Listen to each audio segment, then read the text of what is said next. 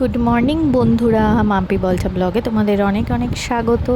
তো দেখো, আগের দিন তোমাদের সূর্য দেখিয়ে দিনটা শুরু করেছিলাম, আর আজকে দেখো একদম ভোরবেলা আমাদের এখানে খুব বৃষ্টি হচ্ছিল। তো আজকে এই যে বৃষ্টি দেখিয়ে তোমাদের দিনটা শুরু করালাম। তো আমি সকাল সকাল উঠে পড়েছিলাম, কারণ রান্না করতে হবে, বর অফিস যাবে, মাও যাবে। তো এই দেখো ডিম সিদ্ধ বসিয়ে দিয়েছি, আর এদিকে এই যে ভাতটা ফুটছে। আর এখন হচ্ছে তোমার বাজে সকাল মানে ভোর 5:25। এই যে তোমাদের দেখিয়ে দিলাম টাইমটা।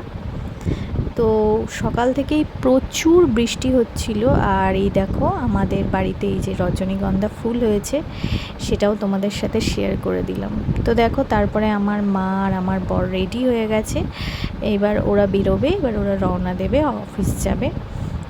তো তোমরা সবাই জানো এই মুহূর্তটা আমি সব সময় মানে ক্যাপচার করি, কারণ এটা আমার কাছে খুবই স্পেশাল। তো এবার ওরা রওনা দেবে, আর আমি ওদের এই যে টাটা দিচ্ছিলাম যাওয়ার আগে। তো বন্ধুরা, আমি ফ্রেশ হয়ে চলে এসেছি, আর আজকে বৃহস্পতিবার। তো এবার আমি পুজো করব। তো তোমরা সাথে থাকো আর দেখতে থাকো।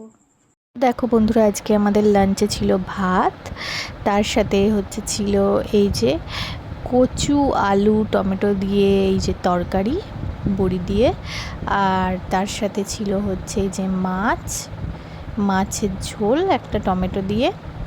আচ্ছা, আর তার সাথে এই যে ডিম সিদ্ধ।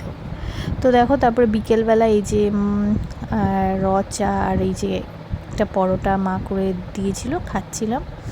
তো এটা আমার আর মায়ের চায়ের কাপ। আবার মায়ের কি মনে হলো, মা বলল একটু ঠেকুয়া টাইপসের কিছু একটা বানাবে, তো এই যে বানিয়েছিল। তো দেখো বন্ধুরা, মা বাজার করেছিল মূলো, ঝিঙে, এই যে শসা, তারপরে এই যে উচ্ছে, কুমড়ো, এটা হচ্ছে হিমসাগর আম, সব মা বাজার করেছিল। আর এটা হচ্ছে এই যে মূলো শাক, এটা আমরা বাটা খেয়েছিলাম।